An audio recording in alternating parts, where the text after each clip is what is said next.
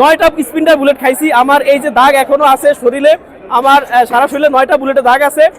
তো আমার আপনার মাধ্যমে একটা দাবি থাকবে, বর্তমান সরকার কিংবা আগামীর যে সরকারই আসুক, এই খুনি হাসিনার বিচার যেন আমরা দেখে মরতে পারি। আগামীর কোনো সরকার যেন এই বাংলায় স্বৈরাচার হতে না পারে, তারও একটা দাবি আমি জানাচ্ছি।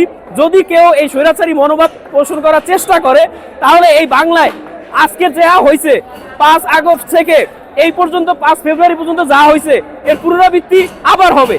এই যে ধ্বংসলীলা, অর্থাৎ বাংলাদেশের প্রথম স্বৈরাচার শেখ মুজিবুর রহমান, তার যেই এই ত্রাসত্ব, তার যেই এই যে ঐশ্বর্য, তার যেই এত প্রাচুর্য, এই ধ্বংসলীলা নিজ চোখে দেখতে আসলাম আমি। যেহেতু গতকাল রাতে আসার কথা ছিল, আসতে পারি নাই, আজকে আসলাম। এসে আমি নিজেকে ধন্য মনে করছি এবং সৌভাগ্যবান মনে করতেছি। কারণ হচ্ছে নিজের চোখে এইখানে সচরাচর ঢোকা যায় না বা দেখা যায় না, এটা দেখার জন্য আজকে আসলাম। শুধু আমি না, আমার সাথে হাজার হাজার লক্ষ লক্ষ মানুষ এখানে আসতেছে। আইসা তারা তাদের অনুভূতি সুন্দরভাবে ব্যক্ত করতেছে, এটা দেখেও ভালো লাগতেছে এবং অনুভূতি খুব সুন্দর। এবং আরও একটা কথা, সেটা হচ্ছে আমি জুলাই অভ্যুত্থানের 18ই জুলাই আমি মিরপুর 10 নম্বরে 9টা স্পিন্টার বুলেট খাইছি। আমার এই যে দাগ এখনো আছে শরীরে, আমার সারা শরীরে 9টা বুলেটের দাগ আছে। তো আমার আপনার মাধ্যমে একটা দাবি থাকবে, বর্তমান সরকার কিংবা আগামীর যে সরকারই আসুক, এই খুনি হাসিনার বিচার যেন আমরা দেখে মরতে পারি। আগামীর কোনো সরকার যেন এই বাংলায় স্বৈরাচার হতে না পারে, তারও একটা দাবি আমি জানাচ্ছি। যদি কেউ এই স্বৈরাচারী মনোভাব পোষণ করার চেষ্টা করে, তাহলে এই বাংলায় আজকে যা হয়েছে 5 আগস্ট থেকে এই পর্যন্ত 5 ফেব্রুয়ারি পর্যন্ত যা হয়েছে, এর পুনরাবৃত্তি আবার হবে। কিন্তু আমরা ছাত্র জনতা এরা চাই না, আমরা চাই না এই দেশ বারবার ছাত্ররা জীবন দেখ। কেন বারবার আবু সাইদ জীবন দিবে? কেন বারবার মুগ্ধরা জীবন দিবে? কেন বারবার আহানাফ, রিয়াজ, শহীদ, এরা বাইজিৎ, কেন এরা বারবার জীবন দিবে?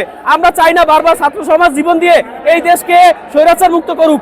আমরা চাই এই দেশ সরকার ব্যবস্থা এমনভাবে সংস্কার করা হোক যেন কোনো স্বৈরাচার এই দেশে আর যেন গজাতে না পারে, তাদের মূল সহ যেন উপড়ে ফেলা হয়। সংবিধানে এভাবে সংস্কার করা হোক।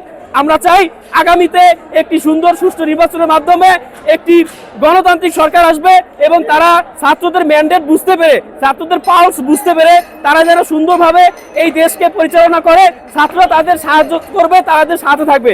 আর যদি কোনো কারণে ছাত্রদের লেজুরে পাড়া দেয়, আর যদি কোনো কারণে হাসিনার মতো এই ভুল করে, তাহলে আগামীতে তাদের অবস্থা ওই 5ই আগস্ট এবং 5ই ফেব্রুয়ারি একই রকম হবে। এটা আমার পক্ষ থেকে মেসেজ, সারা ছাত্র সমাজের পক্ষ থেকে মেসেজ। আবু সাইদের রক্তের বিনিময়ে এই বাংলাদেশ দ্বিতীয়বার স্বাধীন হয়েছে 5ই আগস্ট। আমরা আর রক্ত দিতে চাই না। আমরা চাই সুন্দর, সুষ্ঠু, স্বাভাবিক একটা দেশ, শান্তিপূর্ণ দেশ, যেখানে সবাই স্বাধীনভাবে গণতান্ত্রিক তাদের চর্চা করতে পারবে, এমন একটা দেশ আমরা চাই ইনশাআল্লাহ। ইনকিলাব জিন্দাবাদ।